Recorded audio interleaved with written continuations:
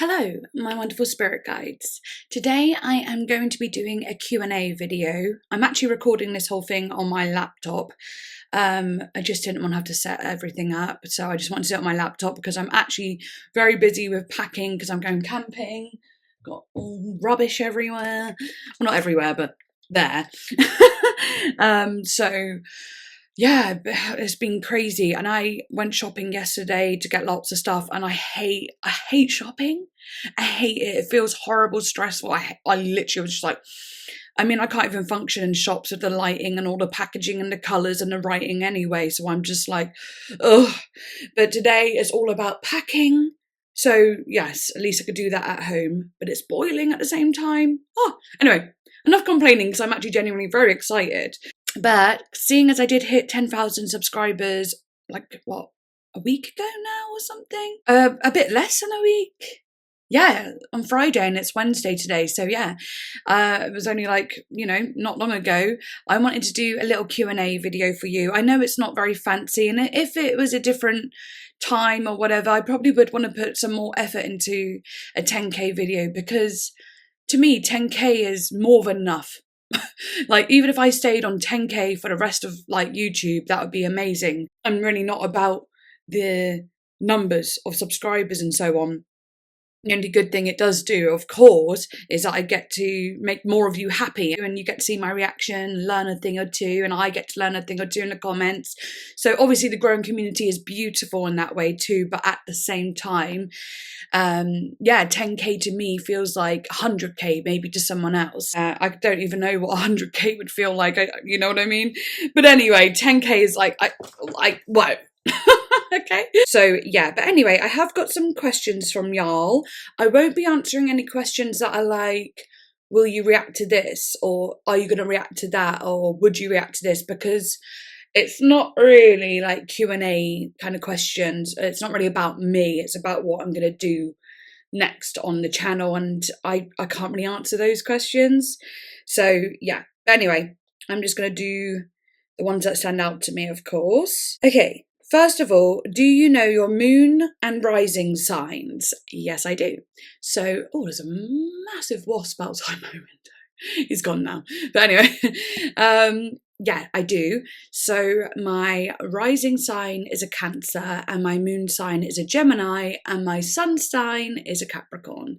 So very eclectic. Got a bit of water, air, and earth in there.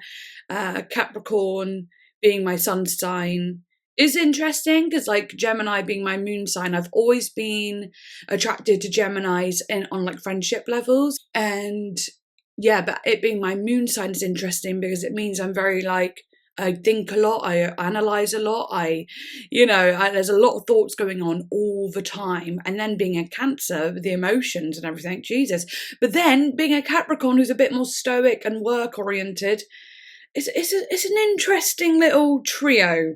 But yeah, that's it. Okay, your favourite Lana album and why? And they said, mine is Honeymoon. It's so cinematic and atmospheric. And I'm also going to say the names of the people who sent the questions. So the one before was Dylan Abbey, and this one is MM Kirkovic. MM Kirkovic. But sorry if I'm getting them wrong. But anyway, yeah, this one from MM Kirkovic is your favourite Lana album and why? Mine is Honeymoon. It's so cinematic and atmospheric. Well, MM Kirkovic, you said it. Why did I do that? That was cheesy. But like, yeah, Honeymoon is my favourite too. However, they change a lot. So Honeymoon is I would have to say Honeymoon is my core favourite. And I'll tell you why as well, of course. But at the moment, my other little branching off favourite is NFR. Only last week it was Wanted Eye Paradise edition, but now it's NFR this week. So the reason I love Honeymoon the most is, yes, of course, it's atmospheric, cinematic, and it reached somewhere in my soul. When I heard the song Freak, I played it constantly, and it really spoke to a part of me that was like dark. a dark part of me, which isn't a bad thing. So like, it wasn't a bad thing. No, it was a very comforting space to be when I was listening to it. Love it. And I love Art Deco. Oh, such a good song. I just love Honeymoon.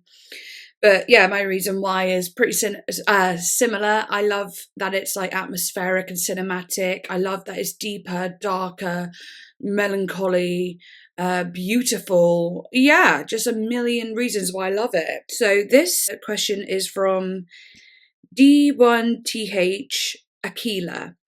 They said, if you were to give advice to your younger self, what would it be? Um, the truth will set you free, I think. I know I'm trying to keep this short in the sense of I could go on and on and on and on, because I do that. I'm pretty chatty. That's probably the Gemini in me.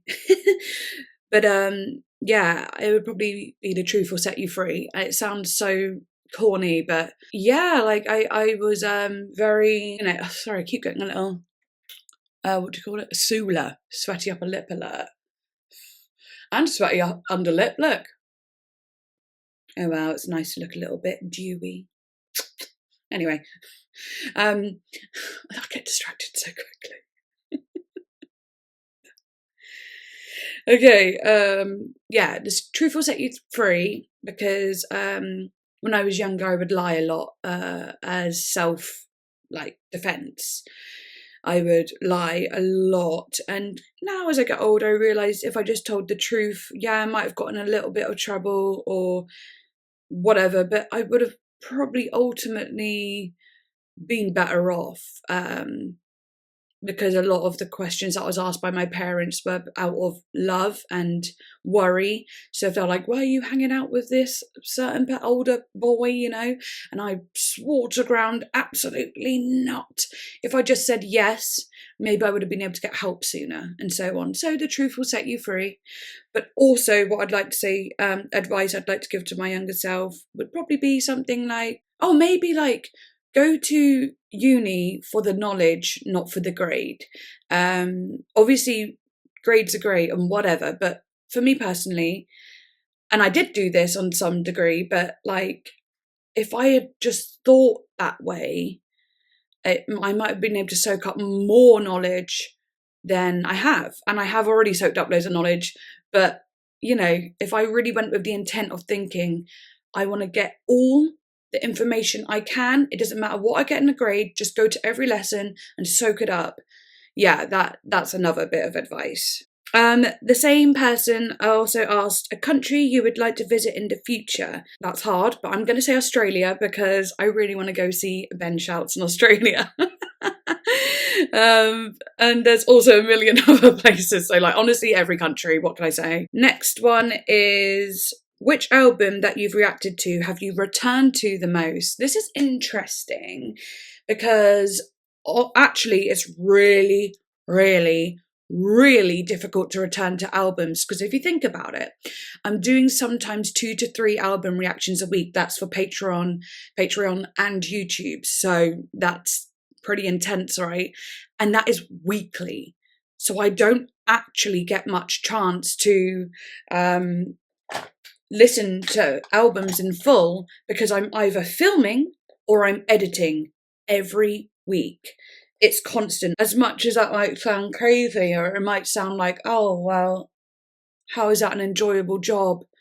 It might even sound like, oh, are you really a fan of the music then when you react to it? To be honest, yeah, I am a fan of the music when I react to it, but I can only really have first listens to everything all the time. And sometimes the way I listen to albums is by going back on my old reactions and watching it that way. It's just like a easy thing to do, rather than sitting and listening to an album and doing it that way. But or if I'm in the car, that's always really helpful. When I'm tidying, that's really helpful. I often do play a playlist that one of my patrons made for me of all the songs we listen to on the live stream. When I'm in the shower, I try and listen to it, but I really try and listen to loads of different albums. I don't have one that I keep going back to, because I try. So say if I wanted to listen to Aurora one day I'll play her when I'm having a shower, but then the next shower I have, I'm not going to put Aurora on again because there's so much other music I want to listen to as well. So it's really difficult. But in some ways, I would probably have to say people like Sevdaliza, because Sevdaliza is somewhat kind of easy to put on and listen to. Also, my boyfriend likes Sevdaliza, so we listen to her together. It's good for background music in lots of ways. I really fell in love with her music. But it's still, again, really, really, really difficult. And it doesn't bother me that much, though, because before I even started reacting, I was listening to Lana Del Rey on repeat, Lady Gaga on repeat. I wasn't listening to a lot of albums, if I'm honest. Well, you can probably tell because I'm always like, never heard of this artist, never listened to this artist. I had like a select few that I listened to. And other than that, I would listen to random songs from different artists all the time. So it's not that different to me. And it must sound weird to you because obviously you have your iconic album, like some of you do, I'm not saying all of you, but some of you have your iconic albums that you can't live without, and and then you got your trifectas and top fives and stuff like that, when really I don't really have anything like that. I just enjoy music in general, and if a song stands out to me in a big way, I'll listen to it a lot. But yeah, I don't know. Hopefully that makes sense, but it is really hard to return to albums and music in like a solid amount of time. It's just when I feel like this or when I feel like that. At least I have a huge repertoire and a good memory. So a lot of the time I might not remember song names. Oh, no, I don't. Or album names even. But I always remember a sound. And that's why I can always go, oh, it reminds me of that. Oh, it reminds me of that. Oh, that bit reminded me of that. I always can do that because my memory with sound works that way. I think everyone's just a bit different, and that's just the way I am. So it works out for me. But anyway, that was a bit of a long old answer and probably repeated myself a million times. Oh well. Okay. But I like this question. What are some of your absolute favourite albums you've reacted to so far? Okay, so this is really fun because obviously I loved reacting to Sevdaliza. I've just mentioned her. When I reacted to Sevdaliza, it felt like y'all knew my soul. Everyone who wanted me to react to her, honestly, it really felt like you knew me because it reminded me of Portishead. It reminded me of it was very trip hop vibes. It reminded me of growing up. It reminded me of my teenage years. It felt like, yeah, my soul. You know how I was talking about Freak from Lana Del Rey, that song, and how it touched my soul. It felt like you knew my soul and you knew I'd love Sevdaliza, and it was the first moment I went, wow, I think you kind of get me. Like, you kind of get my essence, like who I am. And that was like very, very, very powerful for me because I've spent a lot of time in my life wondering if people really knew me and so on. So that was very amazing, actually. But then there's also ones like first time reacting to Sophie. I mean, I hadn't heard things quite like it. Obviously, I'd had Arca, FK Twigs with Arca, and I was like, okay, that's another one. I was just like, wow. I was like, wow, this is experimental. It's not what I expected people to request. I thought I'd get all like the pop people, like the big people, but people were actually wanting me to listen to eclectic work, interesting experimental work, and it showed that you thought I could handle it. It showed that you thought I might like it or I might be surprised by it, but I would altogether be non-judgmental and actually, open-hearted and open-armed and so on. So that was pretty cool.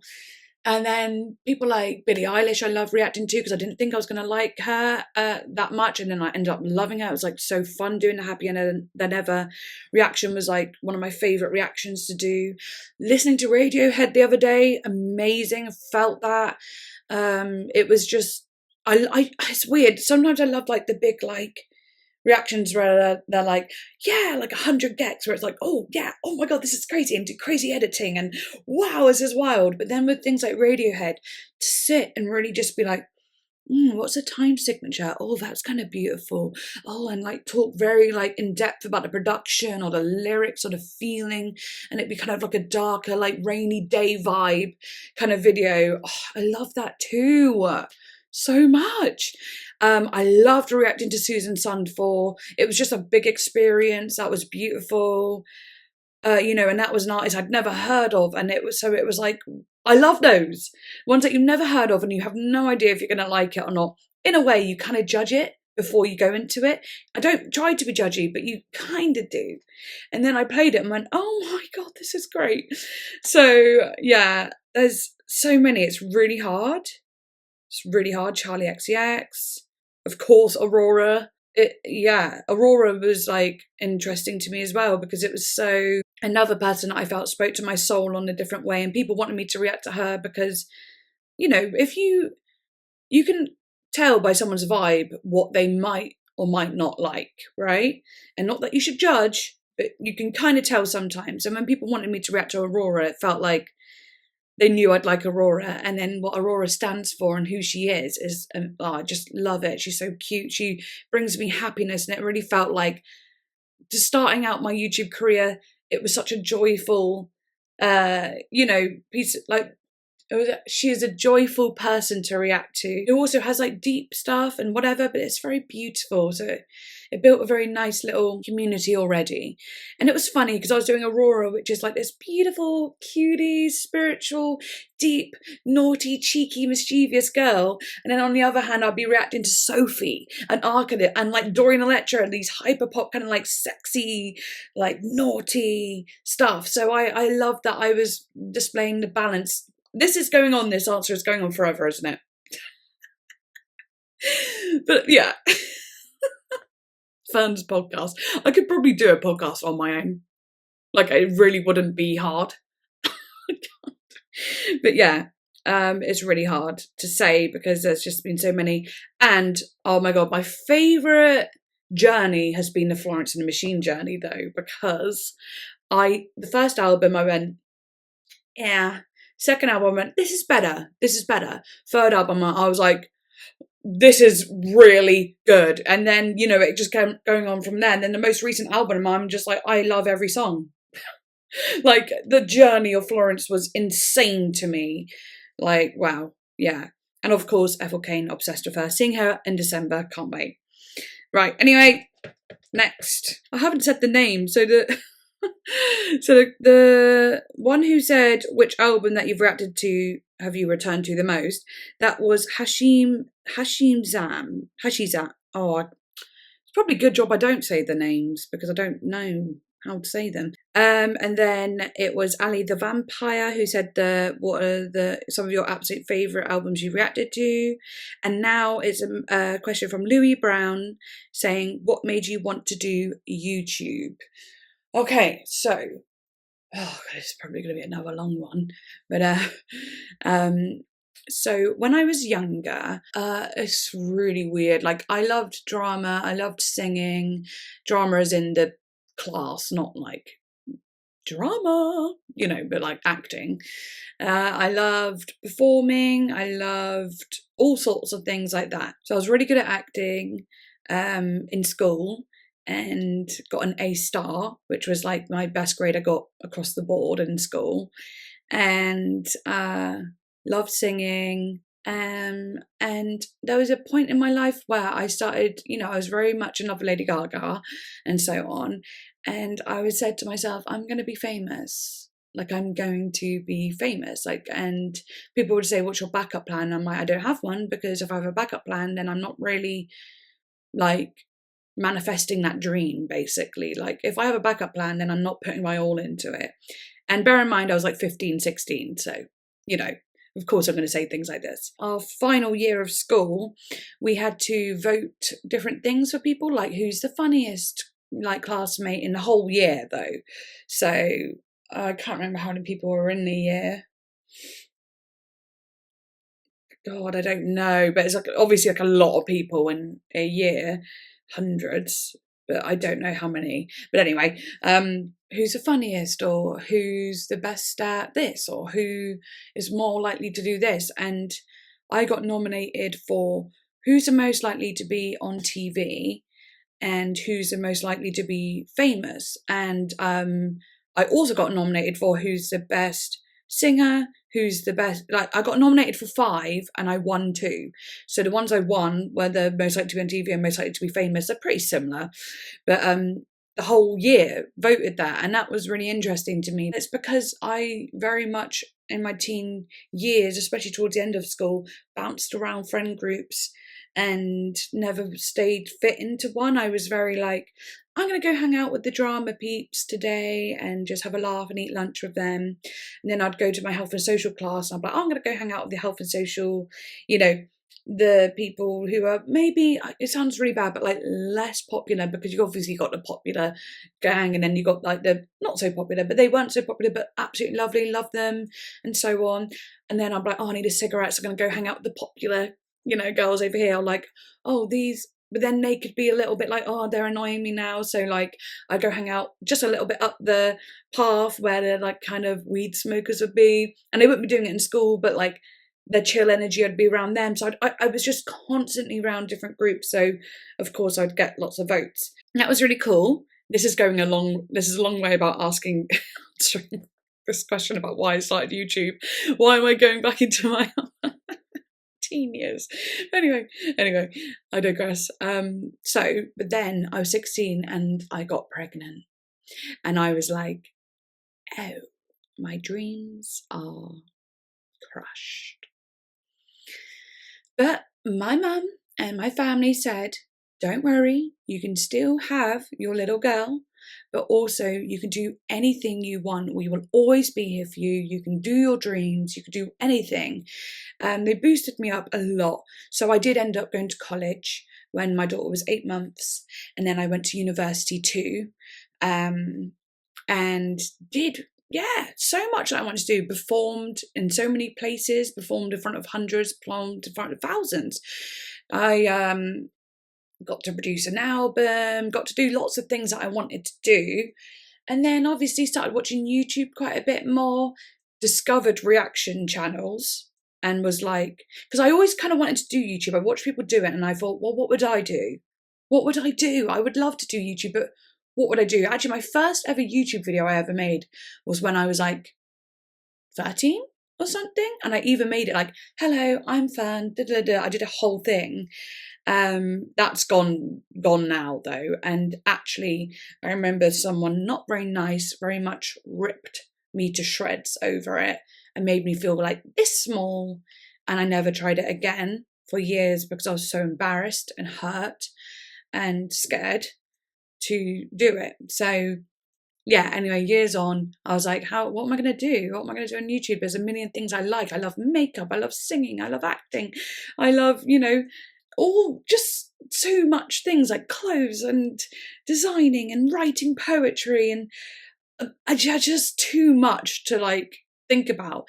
Anyway, that's when I found reaction channels and I was like, searching for Lana Del Rey ones, so people react to Lana Del Rey, and I fell in love with watching those types of videos because I was like, like I really felt like the only person who was really in love with Lana Del Rey at the time, like out of my friends and everything. So when I saw people being like, oh my god, she sounds beautiful, or like, oh, she's heavenly, oh my god, she's a witch, she's an angel, I was like, yes, I feel that way. And I would get goosebumps watching people react. I would get like, oh my God, goosebumps all at me and be like crying my eyes out, like watching people react, just like, just crying. Just because it made me so happy. And then as I carried on watching them, I was watching more to different people and whatever, but only like I said, the few people I know, like, and it would be like funny things like old songs or whatever. It was like Lady Gaga, old songs, Eminem, because I always found Eminem reactions interesting because obviously Eminem has a lot of lyrics, and when people would react to it, they'd be able to pick apart the lyrics better than I could, and I get excited about that. Obviously, people think Eminem's quite problematic, but I've loved Eminem my whole life. I'm not even kidding. I loved Eminem when I was like 8. So, I love Eminem, I do. I know he's problematic, but he's, yeah. I mean, is he? I don't know. Actually, the one funny thing he did do, I think it might have been a couple of years ago now, but he bought Elton John and his husband a anniversary gift because they're friends, and it was 2 cock rings. And I couldn't stop laughing at that. I just thought it was amazing because, like, obviously they'd done a song together or whatever. They performed together. I don't know. I'm not going to sit here and back him up if you don't like him and whatever. But I just, for nostalgia reasons, I really do enjoy Eminem, and I just think he's a great lyricist. There's something about he's the GOAT in some way, in a lot of ways. But anyway, so yeah, I just watched people do reaction channels and thought, and then what really triggered the inspiration was I was listening to Lady Gaga's Chromatica album. I was already thinking about doing reactions a little bit before the album, but it was very weak, you know.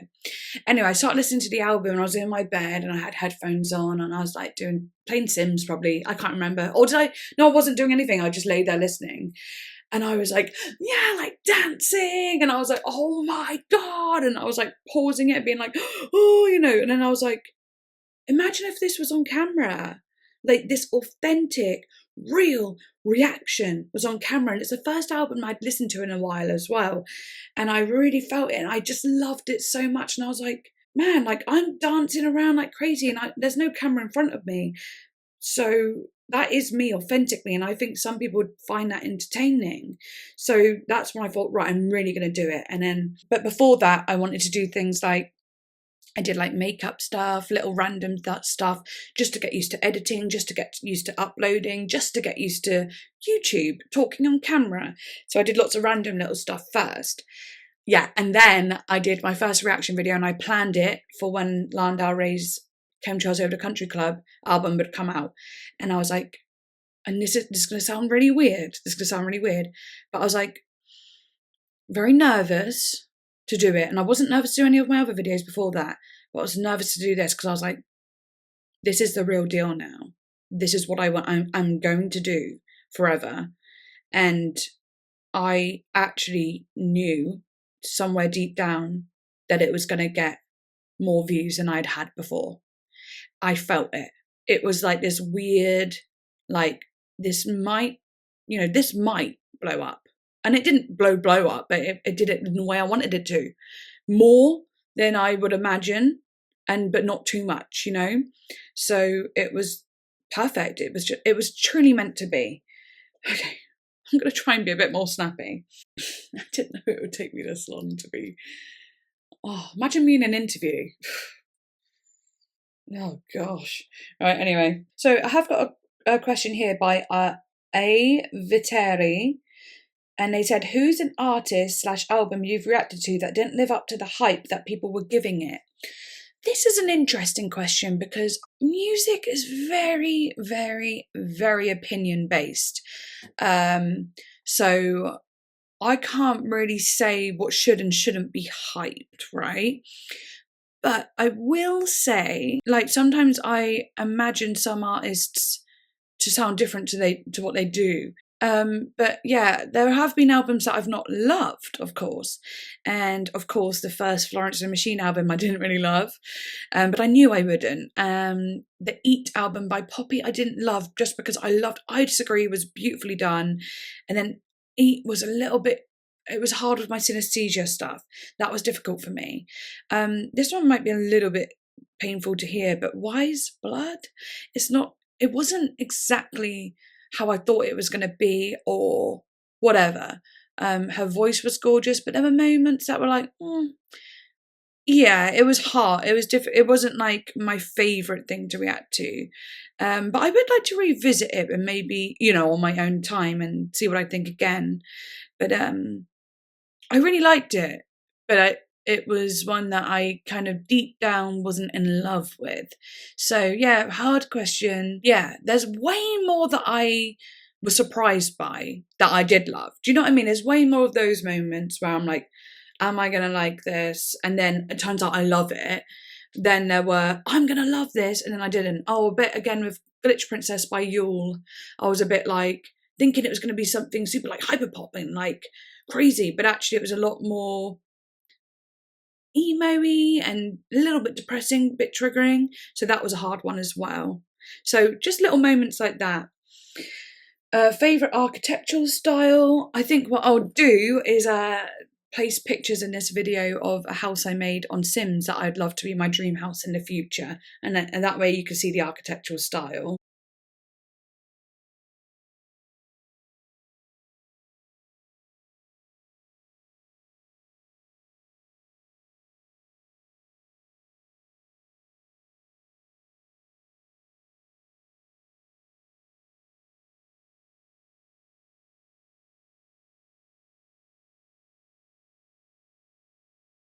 Favourite movie soundtrack? Probably Cruel Intentions. The way it starts off with every me and every you, every me and every you, every me.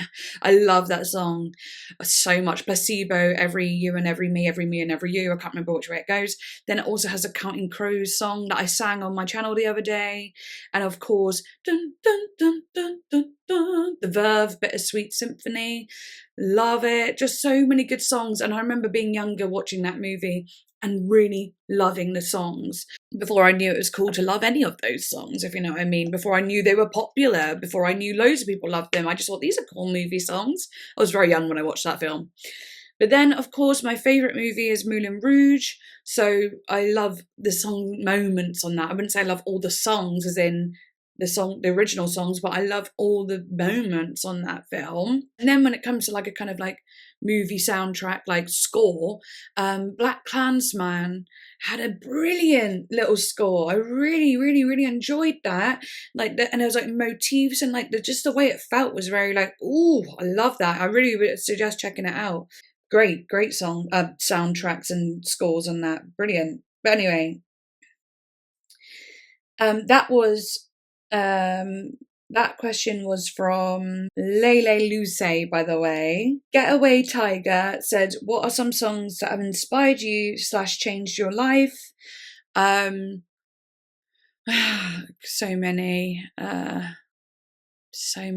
like Lady Gaga. Just I can't name a song, but Lady Gaga. I was thinking the other day, like, if Lady Gaga wasn't a thing and I was growing up, I don't know who I would really be now, because she inspired me to be outrageous and out there and creative and confident and free and who I want to be, whether that you'd be like to do with sexuality or anything.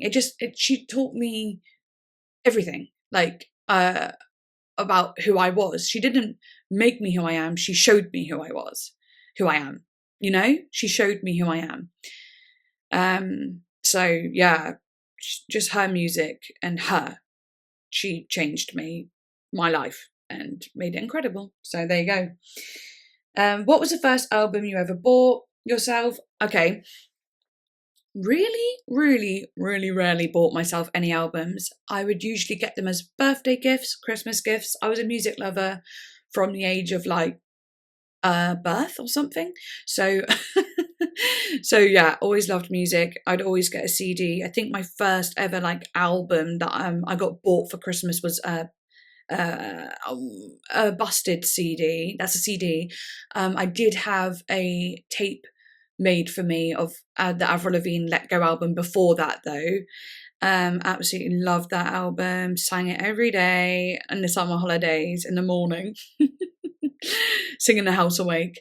Then I got Bowling for Soup, and then it was Green Day. My dad got me the International Super Hits thing from Green Day, and it was a DVD of all their like music videos from like that era of like early 2000s, 90s, and watched that every single day with my friends. Two of my friends who loved Green Day too, and yeah, we watched it every day after school. Loved it.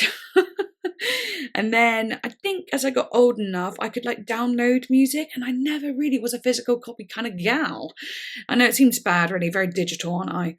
But I did buy the Fame CD from Lady Gaga.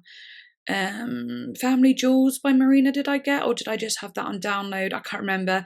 I know I went out and specifically bought the Art Pop album when I was 17 or something. After college, I went and was like, I'm going to HMV to get the Art Pop album. You know, I did kind of do that. Yeah, not a lot for myself apart from just downloads, illegal downloads. And that was from The Bleak Boy. Okay, next question by Mida Shalak. I'm sorry. Mida Chalak. Oh, sorry. They asked a very nice question. They said, how did you learn to do the amazing makeup for your videos? Very nice question. It's actually really nice when people notice the makeup. And honestly, loads of you do. You always go, oh, I love the makeup, I love the makeup. And for me, you know how we have like outward creativities or outward talents and stuff like that. So like singing, I always was like, yeah, I sing. And people always ask me, oh, you still singing? Or singing's a very outward talent, right? You perform it, you show it, and in ways that are confident, and so I don't know, they're big. But then when it came to makeup, it all happened because like when I first was allowed to put on a little bit of makeup, it was during the kind of scene era. So I would look at all like the scene like queens on Google and be like, oh, I wish I could do that with my hair, wish I could do that with my makeup.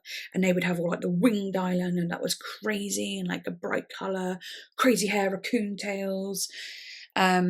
So, and then I was also loving Lady Gaga at the same time, right? So it was all like crazy. So when I first got a bit of makeup, I think it was just like hand-me-down makeup from my sister and so on, I would just start experimenting. I used to wear like pale blue eyeshadow and put it over my whole eye here, and then like have winged eyeliner and like a pale lip sort of thing. Very Britney actually, but a bit more extravagant. But then I would do that, and I'd be like, oh, you can't wear your makeup like that at school, you can't do this, you can't do that, but I would be like, do it anyway. And then as I got to like 15, it started getting more creative. So I got out of the scene kind of wanting to look like a scene queen, and then I chilled out for a bit, and then I was like, right, okay, I started getting more makeup things like little glitters and stuff, and I started drawing like little butterfly wings, or started just doing weird like random thing. I remember I shaved my head here, so I used to draw little things in this bold patch that I did because I shaved it really badly, so I had a line of bold, so I used to draw pictures in it. I just started really experimenting on my own, but I didn't know any makeup gurus on the internet. I didn't look at I just literally didn't look at like videos for makeup. I didn't even know crazy makeup was like a thing. I didn't know it was a thing. I thought I just wanted to express myself in my way, and by doing makeup, I loved crazy fashion. I loved all of that stuff. So I just did it. And then obviously with time it evolved. And then YouTube gurus started coming about, and I was like, oh, they do crazy things. I didn't like watching their videos though. I found the videos to be quite boring. So I was like, okay, I'd watch a little bit and go, yeah. And then like learn little bits online, and like just tiny little moments I would just pick up throughout the years until I got to this stage. But I've never really learned. Like I just literally made it up, and all my life just constantly made it up. Looking at pictures would help me make it up. Just looking at pictures is a lot easier than watching a video. But yeah, honestly, I'm still making it up. I swear. I don't really know a lot. I just make it up. So that's the makeup stuff, but I love doing it. It's my way of expressing myself introvertly. Just do it in my way, and I'm like, these are my secret little things I do. The things I do, they're my own little things, and no one has to know about them. And if you want to know, you can know, but it's like I don't know. It's just like my way of drawing. I can't really put pen to paper very well, but to my face, easy. And people, that's the other reason why it's introvert. People always say, can you do my makeup? Why don't you try and, make a business of doing makeup? I don't want to do makeup on people. I don't want to do makeup on anyone else. Body art, I'd love to learn, but makeup on people, I don't think I'd be very good at it. It's too much of my little thing that I just want to do it to me. So, yeah. Slug Eater has asked, how do you deal with overthinking? Okay, so there's a lot of, overthinking types of things, I feel. So, like, overthinking in a state of, like, overthinking what people think about you, you've got to find ways to let it go. You got to just be like, you know what, it doesn't matter what anyone thinks of me. I just am me. And if you like me, brilliant. If you don't, you don't. Doesn't mean that hate comments don't affect me. But what I do is I look at it and I go, F off. And then I go and let it out. I talk to my boyfriend like, it's so annoying. I know it's just this, but and then I feel better. I just let it out. But overthinking, obviously, there's so many other things, like overthinking of going to social events and so on. Like, what if I do this? What if this happens? What if no one likes me? What if I'm ill? What if I'm because of my back problems and stuff. What if like my back like gets in the way and it's really embarrassing and I can't do this, and what if I can't carry as much as everyone else, and or walk as far as everyone else, or what if, because I'm an introvert at heart, what if I get too tired of talking and like end up getting moody, or what if I end up being like and not having anything to say. And the really what combats it is just by being you, living that truth. The truth will set you free again. Just being like, you know what, my back really hurts, so lay some boundaries. I will just say, hey, sorry, I've just stopped talking a bit. It's just I've got a bit of a headache now. I need to eat something, recuperate, and just take a moment to myself. It's about being an authentic person, about saying what you want, saying who you are, prefacing something. When someone goes, do you want to go for a walk? And you're like, I'm not going to lie, I'm feeling really anxious today, so I can try, but I might not be my greatest self. Being authentic, just saying it how it is, that can combat so much overthinking in those sort of social things. But then you get overthinking about, you know, I'm not good at this, I'm not good enough for that, I'm not very like, you know, I'm not able to do this, I don't look great, I'm getting older and I haven't achieved this.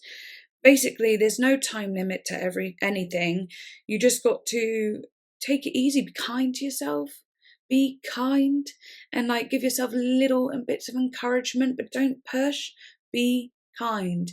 And like, if you mean overthinking in any other way or a different way, you can always message me and explain what you really mean, and I can do my best to help you. Of course, I'm not a doctor, but I would like to say I've gone through a lot of therapy in my life to know how to help in certain ways, maybe not help, but support and understand and care.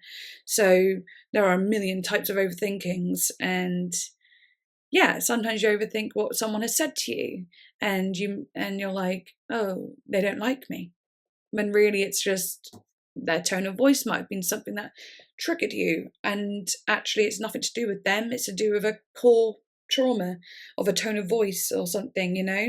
So there's a million things, but yeah, it's more of a intimate thing I could help with more specifics. And again, not a doctor. Okay, I'm trying to get through these because we are hitting we are at 45 minutes. Hardest decision you've ever made? I've ever made, of course. And this was asked by dying rat serum. I love that. These names are great. But I love how mine's so boring. It's just Fernstone. Can never think of something cool. But anyway, yeah. Hardest decision you've ever made. There's been a lot in life. Oh yeah. So the first one was when I was 16, choosing whether to keep or not keep my daughter. And I am blessed to have had the choice. Yeah. And when we think about current things going on, I had the blessing of choice, which was beautiful. And actually, in all honesty, I'm not ashamed of this, I wasn't going to keep her. I was 16, like I said, and I had big dreams, and I wasn't going to keep her. And my main reason, though, was because I was terrified of what my mum would say. I thought she would kill me and be so angry. So I did all the procedures going up, you know, getting appointments and all this for getting, you know, her to not be here. And I rang my mum to say, hey mum, I'm pregnant, I'm sorry, but don't worry, on this day in 4 days time, I'm going to get rid of her. It wasn't her yet, but rid of it. So don't worry, I'm not going to have it, you know, in fear. And she was like, whoa. She was like, wait a minute, Fern, this is your decision. And she was like, she goes, I've had children and I've also had to, you know, get rid of a couple babes before because of very dire situations. And she just gave me those options. She let me be me, and I couldn't believe it because my relationship with my mum had been a little bit tumultuous in my teens. It got better by this point, but I still had that little bit of fear. Obviously, my mum is also a Scorpio, and she's a dragon in the Chinese calendar. She's kind of scary when she can, well, you know, she's scary when she has to be, or needs. She's scary when she's, you know, finish the sentence. So yeah, I was a bit nervous about what she'd say, but she was so freaking good. And then suddenly I really had choice, like more choice. So I was like, okay, now the choice is truly mine. So with that moment, and it's weird, sometimes when your parent says something, it changes how you feel completely. And I just was like, oh my God, I want to keep it then. Like, I want to keep it. And it was amazing. So my mum was like, okay, this is great, whatever. But she was trying to be very serious and mum, like a mum. But my stepdad was like, I'm so excited. He just kept telling me, like, I am really, really excited. I'm going to be a granddad. So, I had so much support, but it was the hardest decision I made. And thank fuck I made the right one. It's my little guardian angel, that is. Whew. So, yeah, so happy about that. But definitely a hard decision.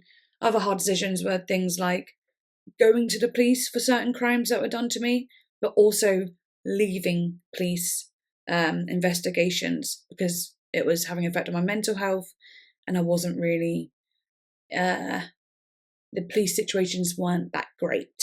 Yeah, so getting into them and getting out of them, both really, really, really, really hard decisions. I will answer this one quickly from Will Canner. Will Canna, I don't know. They've asked song with your favourite lyrics. I'm not sure on an exact song with my favourite lyrics, but one of my favourite lyricists has to be Marina. Marina's always had a very interesting and colourful and powerful way with words and lyrics, so I love her lyrics. Ty said, if you could hear an album for the first time again, what would it be? And I think it would be something like Sophie or, the experimental thing again, because the feeling when I first heard things like Sophie was unreal. I couldn't believe what I was hearing, but now I'm used to it. But I wish I wasn't used to it anymore. I wish I could go back and not be used to it. Even though I love it as much now, I still want that feeling of, what is this? So that would be cool. So Sophie, probably. If you could interview any artist, who would it be? And what question would you ask? That's a difficult one. Eminem, I would like to interview just because I find him really interesting. And the questions I would ask are probably no, actually, no, because I feel like I know so much about him now. I think I'd ask him, if I did ask him anything, it'd be like, what do you do in your free time? Like, what do you do when you're just hanging out? Something like that. But I guess, oh my God, it's like I'd love to interview every single one of them, but I'd probably end up doing most of the talking, wouldn't I? I'd ask him a question, he'd answer, and I'd be like, oh my God, yes, me too. And then I'd be like, I relate, and it'll all turn on to myself because apparently I'm quite self-absorbed. But I'm not, I just always have a lot to say. I'm just passionate, But anyway, that's so hard. Maybe Lana, she doesn't do a lot of interviews. I'd love to know her a little bit more, if I'm honest. I'd probably ask her normal questions. How are you? What are you up to? What do you like about this? Or I don't know. What? I'd just be like, do you want to go get dinner? Do you want to go and have drinks and party and dance together and have fun? Do you want to hang out? That's a question I'd ask. Do you want to hang out? I think I'd be too scared to meet Lady Gaga. I'd be terrified. I'd just be because she means too much to me. Yeah, there's so many, but too many. What can I say? Nothing interesting there, just because it's too many. I'm still trying to think, but I can't. There's too many. Have you ever met a celebrity? Met a celebrity? Yeah, but they're quite hilarious. I met the band members from the band Europe, which just makes me laugh. I met what are they called? I met Rob Demiani from what are they called? Don Broco.